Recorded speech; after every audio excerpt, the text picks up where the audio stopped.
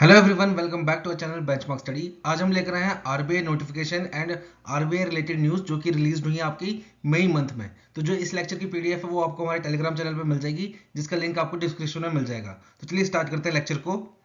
तो सबसे पहली नोटिफिकेशन है हमारी कि रिजर्व बैंक लॉन्चेस 100 डेज 100 पे campaign for return of unclaimed deposit. अब ये अनक्लेम्ड डिपॉजिट क्या है, सबसे पहले इसको समझते हैं। तो देखो, जब भी आप बैंक में अकाउंट खुलवाते हो तो बदले में बैंक आपसे यही उम्मीद करता है कि आप उस अकाउंट को रेगुलर चलाओगे, उस अकाउंट को ऑपरेटिव रखोगे। और आप ऐसा कैसे कर सकते हो? By doing regular transaction. अब वो जैसे मर्जी ट्रांजैक्शन हो, चाहे आप एटीएम से विड्रॉल कर लो पैसे, ठीक है, या यूपीआई का यूज करके या नेट बैंकिंग का यूज करके किसी को ट्रांसफर कर दो पैसे, या ऑनलाइन कोई बिल पेमेंट कर दो, जैसे बिजली का बिल हो गया, पानी का बिल हो गया, ठीक है। जैसे मर्जी ट्रांजैक्शन करो, जब तक आप ट्रांजैक्शन करते रहोगे आपका अकाउंट ऑपरेटिव रहेगा, ठीक है। पर किसी कारणवश आप अपने अकाउंट में ट्रांजैक्शन नहीं करते हो, ठीक है, और आप 10 साल तक अपने अकाउंट में ट्रांजैक्शन नहीं करते हो, तो जो आपके अकाउंट का डिपॉजिट होगा उसको क्या बोल दिया जाएगा? Unclaimed deposit. और आपके अकाउंट का स्टेटस भी चेंज हो जाएगा। वो अकाउंट का स्टेटस कैसे चेंज होता है अभी थोड़ी देर में डिस्कस करते हैं। तो अगर आप 10 साल तक अपने अकाउंट में कोई ट्रांजैक्शन नहीं करते हो, अपने अकाउंट को ऑपरेट नहीं करते हो, तो आपका अकाउंट का जो डिपॉजिट होगा उसको क्या बोल दिया जाएगा? अनक्लेम्ड डिपॉजिट, ठीक है। और जो आपके अकाउंट का सारा पैसा होगा वो चला जाएगा आरबीआई के पास।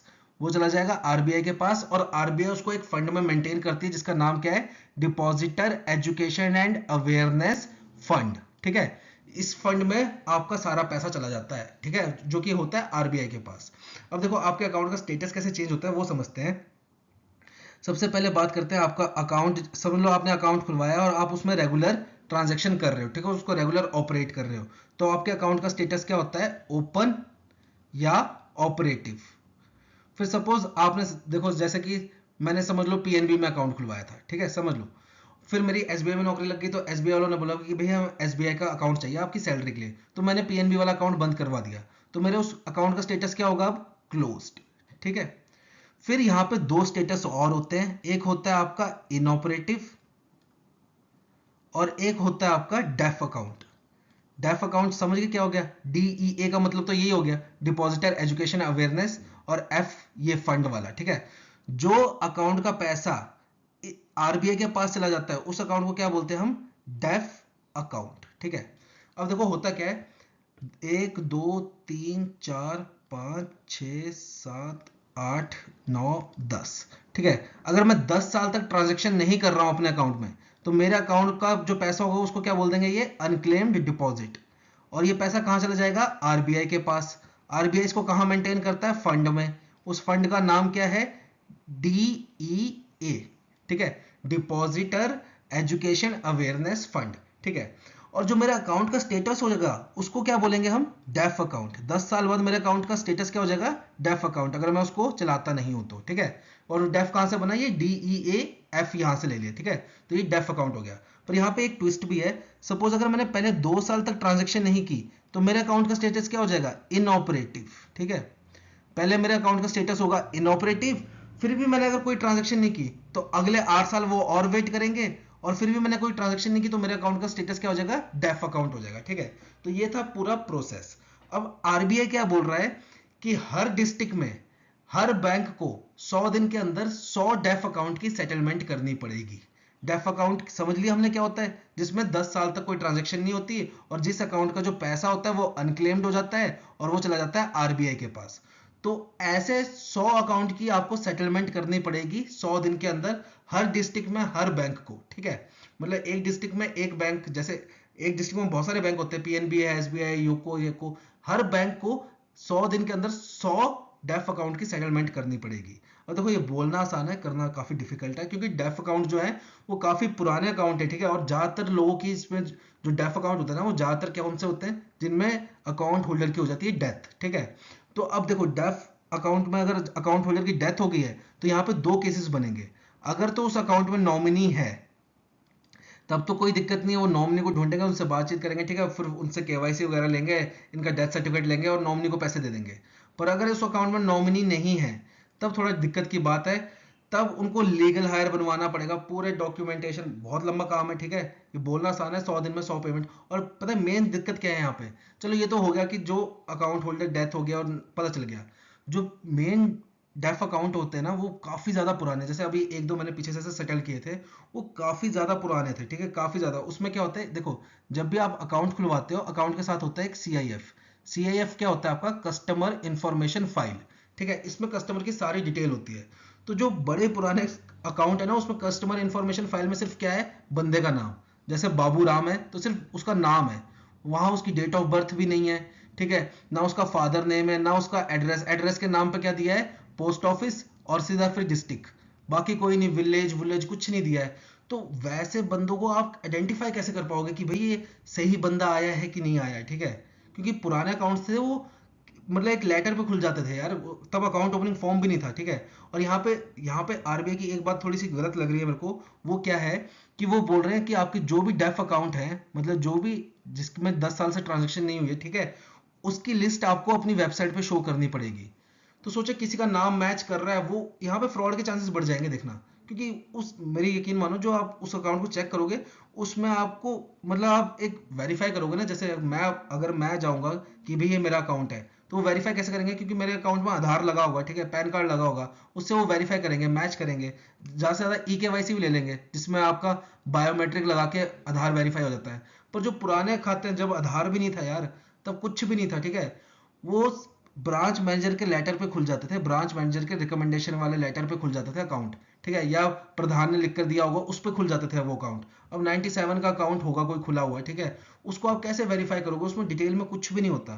तो यहाँ पे ये थोड़ी सी दिक्कत होगी, इसलिए आप देखते हैं कैंपेन कैसे जाता है 1 जून, और मेन बात है कि 1 जून से स्टार्ट होगा, ठीक है। तो आने वाले टाइम पे देखेंगे ये कैंपेन कैसे जाएगा, बढ़ते हैं आगे।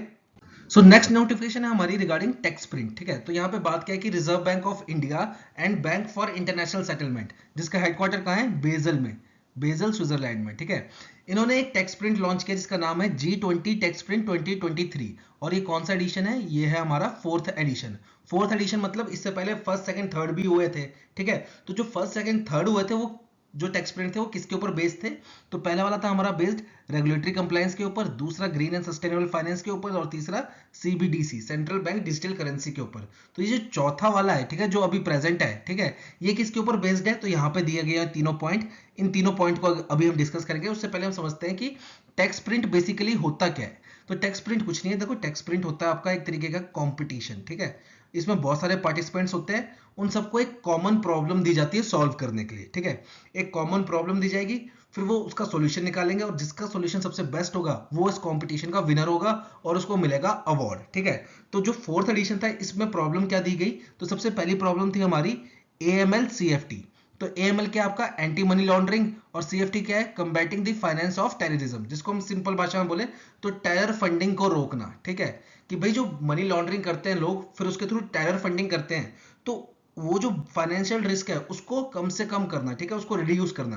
तो पहली प्रॉब्लम तो ये हो गई।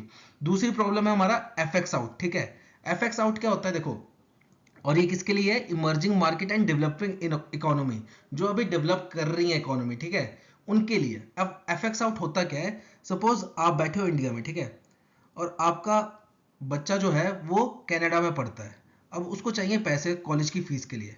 तो देखो आपका अकाउंट है इंडिया में, उसमें होंगे रुपीस, ठीक है, पर कनाडा में चाहिए कैनेडियन डॉलर। तो आप क्या करोगे, बैंक में जाओगे और FX आउट करवाओगे, ठीक है। अब FX आउट क्या होता है, फॉरेन एक्सचेंज।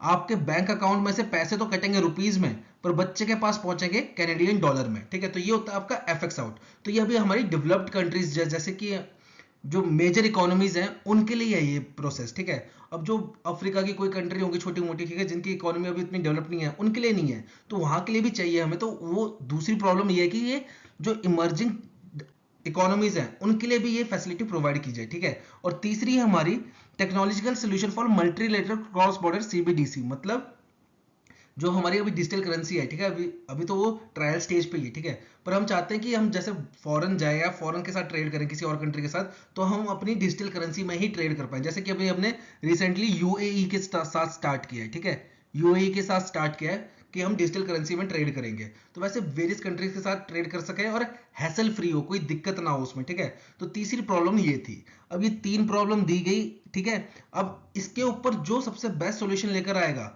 उसको अवार्ड कितने का मिलेगा, 40 लाख रुपए का। और इन 3 प्रॉब्लम को सॉल्व करने के लिए टाइम पीरियड कितना उनके पास 6 वीक का टाइम पीरियड है, ठीक है। और ये 6 वीक जो इस प्रॉब्लम पे लगाएंगे, ठीक है, उस दौरान इनको स्टाइफंड भी मिलेगा 8 लाख का। मतलब ये 3 प्रॉब्लम है, इन 3 प्रॉब्लम को सॉल्व करने के लिए कितना टाइम पीरियड मिलेगा उनको 6 हफ्ते, और ये 6 हफ्ते काम करेंगे उसके लिए इनको स्टाइफंड भी मिलेगा 8 लाख रुपए।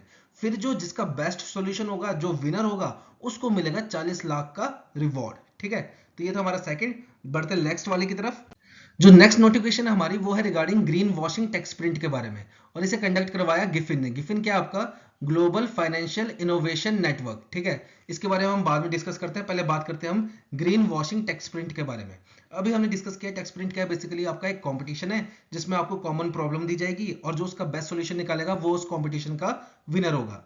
तो यहाँ पे कॉमन प्रॉब्लम क्या दी गई, ग्रीन वॉशिंग। और ग्रीन वॉशिंग क्या होता है ये हमने डीप में डिस्कस किया था जब हमने पढ़ा था ग्रीन डिपॉजिट फ्रेमवर्क आरबीआई का, ठीक है। पर मैं एक बार फिर बता देता हूँ।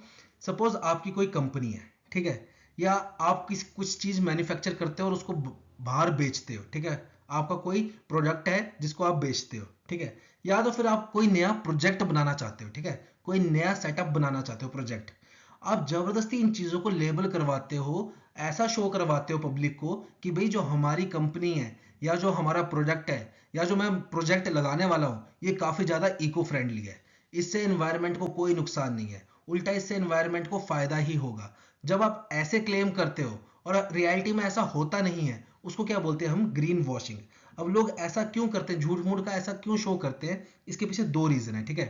पहला रीजन तो है आपका फाइनेंसिंग, ठीक है, और दूसरा रीजन है आपकी सेल्स। अब पहले सेल वाला समझ लेते हैं, ठीक है, फिर ये फाइनेंसिंग वाला समझेंगे। सेल्स वाला देखो, सपोज कोई प्रोडक्ट है, ठीक है, और उस पर लिखा है इको फ्रेंडली, ठीक है। तो आजकल लोग भी जो है ना वो अपनी तरफ से कंट्रीब्यूट करना चाहते हैं नेचर को, ठीक है।